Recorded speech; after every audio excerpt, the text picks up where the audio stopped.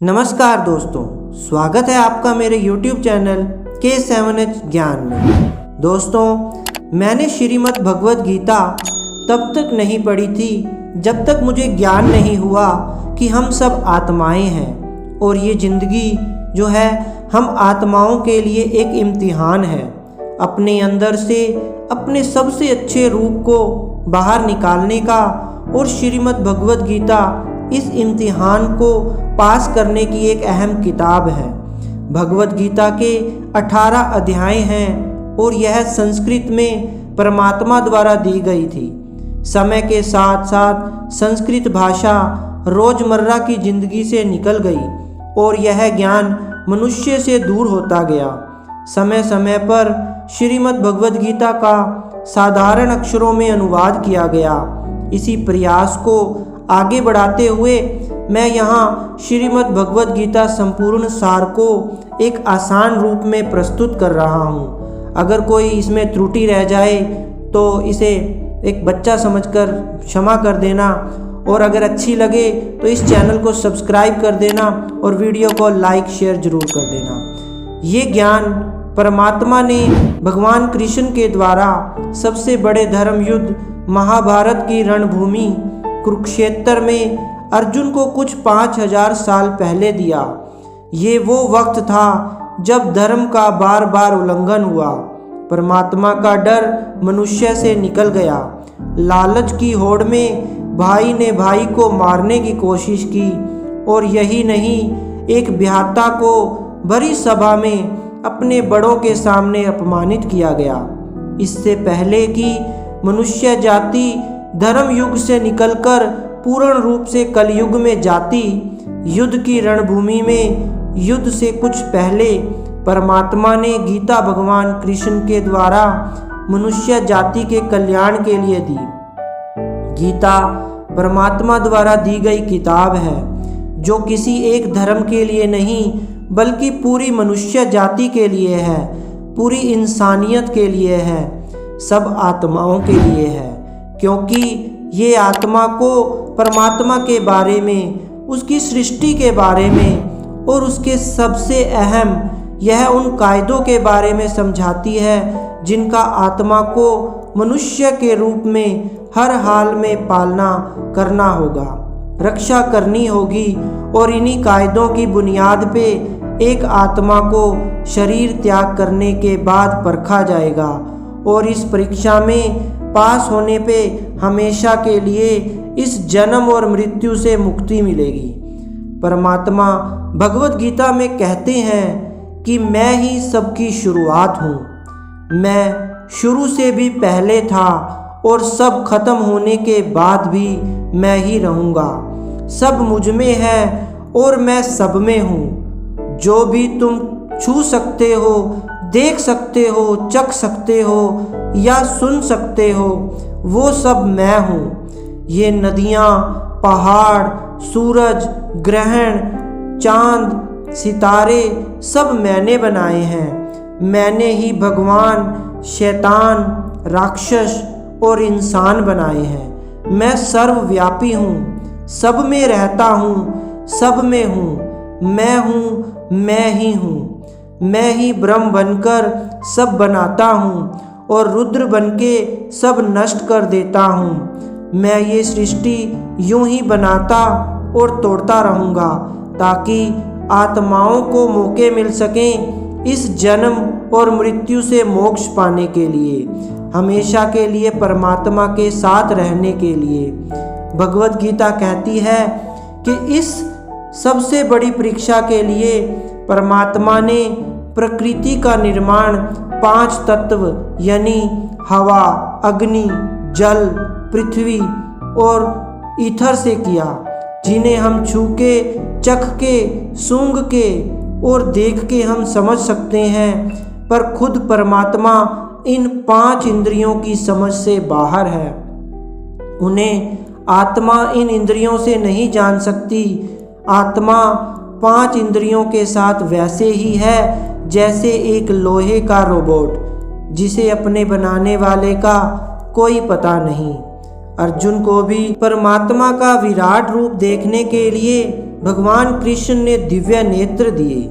भगवत गीता समझाती है कि आत्मा अजन्मी है, इसे कोई मार नहीं सकता, कोई जला नहीं सकता, कोई चीज़ इसे डुबो नहीं सकती, काट नहीं सकता। लेकिन आत्मा को परमात्मा के साथ हमेशा रहने के लिए ये परीक्षा रूपी जीवन में बैठना ही पड़ेगा। इस परीक्षा के लिए परमात्मा से बिछड़ के आत्मा को पृथ्वी पे किसी न किसी रूप में जन्म लेना ही पड़ेगा और 84 करोड़ योनियों को जीने और भोगने के बाद एक आत्मा को मनुष्य का शरीर और दिमाग मिलता है। इस सबसे बड़ी मर्यादाओं की परीक्षा में बैठने के लिए हर मनुष्य को इस पूरी परीक्षा के दौरान तरह तरह की अच्छी और बुरी भावनाओं के चक्रव्यूह में अपने ही भाई बहन और मित्रों के साथ डाला जाता है, जिसमें हर आत्मा को अपने अंदर के तामसिक और राजसिक अवगुणों से निकल के सात्विक जीवन में प्रवेश करने के मौके मिलते हैं। हमारे तामसिक गुण वो हैं जो हमारे अंदर हीन भावना पैदा करके हमें खुद को उदास और नुकसान पहुंचाते हैं, और हमारे राजसिक गुण हमें ईर्ष्यालु और लोभी बना के दूसरों के प्रति नुकसान पहुंचा सकते हैं। इस परीक्षा के दौरान हर आत्मा को तामसिक और राजसिक गुणों को खत्म करके अपने सात्विक गुणों से परिचित होना पड़ेगा। सात्विक गुण वो है जो आत्मा को अपने आसपास की हर चीज से जोड़े और उन्हें प्यार करना सिखाए। परीक्षा के दौरान हर आत्मा को जीवन के चारों स्तंभ धर्म, अर्थ, काम और मोक्ष का ज्ञान पाके ही मुक्ति मिलती है। यही वो द्वार है जिन्हें समझकर ही आत्मा परमात्मा को समझ सकती है। पहला द्वार धर्म का है और शेर इसका प्रतीक है। धर्म वही है जो गीता में लिखा हुआ है, धर्म वही है जो धारण किया हुआ है, जिसे आपका दिल मानता है। जैसे झूठ नहीं बोलना चाहिए, चोरी नहीं करना, भगवान का निरादर नहीं करना, दूसरों को नुकसान नहीं देना, यही सब धर्म है। और हर आत्मा को अपने जीवन काल में हर समय धर्म का पालन करना होगा और उसकी रक्षा करनी होगी। दूसरा द्वार अर्थ का है और घोड़ा इसका प्रतीक है। हर आत्मा अपने हर जीवन काल में अपने पृथ्वी पे होने का अर्थ या मूल कारण समझेगी। इस जिंदगी में भोगने वाली चीज़ें और रिश्तों का आनंद लेगी। अच्छा बेटा और अच्छी बेटी, अच्छा भाई या अच्छी बहन, अच्छा पति या अच्छी पत्नी बनके हर दुनियावी रिश्ते पर खरी उतरेगी और इस परीक्षा को पास करेगी। तीसरा द्वार काम का है।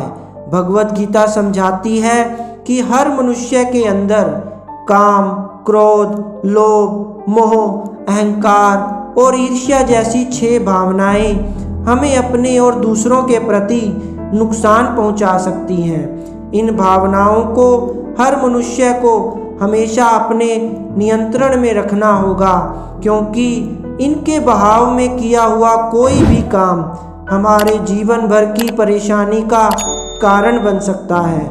और एक आत्मा संतोष और सादगी से इन भावनाओं पर हमेशा के लिए विजय पा सकती है। चौथा स्तंभ मोक्ष का है और हाथी इसका प्रतीक है। इस परीक्षा रूपी जीवन में हर मनुष्य हर समय कुछ इच्छाएं रखता है। कुछ इच्छाएं एक ही जन्म काल में पूरी हो जाती हैं, पर कुछ अधूरी रह जाती हैं और उनके पूरा होने के लिए आत्मा को वापस इस पृथ्वी पर आना पड़ता है। भगवत गीता समझाती है कि हमारी इच्छाएं ही मूल कारण हैं हमारे पृथ्वी पर वापस आने का, और अगर हम कोई भी इच्छा ना रखें तो हम इस जीवन और मृत्यु से मुक्त हो सकते हैं। ये द्वार माफ़ी का भी है। जिन्होंने अपने साथ बुरा किया उनको माफ़ करके और जिनसे आपने बुरा किया उनसे माफ़ी मांग के मुक्ति पाई जा सकती है। जब तक आत्माएं इन चारों दरवाज़ों धर्म, अर्थ, काम और मोक्ष को समझ नहीं लेती, तब तक इस आत्मा को बार बार मनुष्य के रूप में ही आना पड़ेगा। परीक्षा का समय खत्म होते ही आत्मा शरीर और अन्य सब वस्तुओं का त्याग कर देती है। जो भी संसार में रहकर बनाया वो अब किसी और का होगा और आत्मा अपने कर्मों के फैसले के लिए चली जाती है। आत्मा के अच्छे बुरे कर्मों का हिसाब किताब होता है।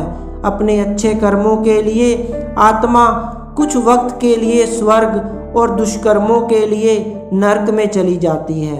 नरक में आत्मा को अपने पापों के अनुकूल सजाएं मिलती हैं, पर सजा खत्म होने के बाद आत्मा को फिर से एक नया शरीर और नया दिमाग मिलता है। इस परीक्षा में फिर से बैठने के लिए और हर परीक्षा में वही सब फिर दोहराया जाएगा। जिंदगी के 4 स्तंभ धर्म, अर्थ, काम और मोक्ष को समझने के लिए हर जन्म में अपने कई जन्मों के कर्मों के हिसाब से हर आत्मा को कभी अच्छे तो कभी बुरे हालातों से जाना पड़ता है। लेकिन जब तक आत्मा परमात्मा के साथ योग को नहीं समझ लेती, तब तक वो मुक्ति नहीं पा सकती। भगवत गीता समझाती है कि मनुष्य अपने शरीर, दिमाग या दिल से भगवान को पा सकता है। शरीर द्वारा किए गए कर्मों के माध्यम से परमात्मा को पाने को कर्म योग कहते हैं। ऐसे कर्म जो परमात्मा की इच्छा से हों और दूसरों के कल्याण के लिए हों।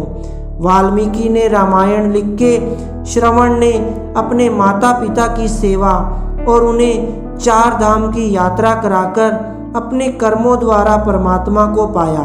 श्रीमद् भगवद गीता समझाती है कि एक आत्मा दिमाग से भी परमात्मा के साथ योग लगा सकती है। इसे राजयोग कहते हैं, क्योंकि दिमाग या मस्तिष्क सब इंद्रियों का राजा है। एक मनुष्य अपनी आस्था, श्वास प्रणाली, अभ्यास, साधना और तपस्या से परमात्मा को इस योग के रास्ते पर ला देता है। इस योग को समझने के लिए हमें अपने अंदर की एनर्जी, शक्तियों यानी चक्र और कुंडलनी को समझना पड़ेगा। आत्मा मस्तिष्क से ध्यान लगाकर परमात्मा के साथ योग लगा सकती है। शंकराचार्य, स्वामी परमहंस, स्वामी विवेकानंद और उनके जैसे कई योगी इस योग के रास्ते परमात्मा के साथ संधि लगा पाए।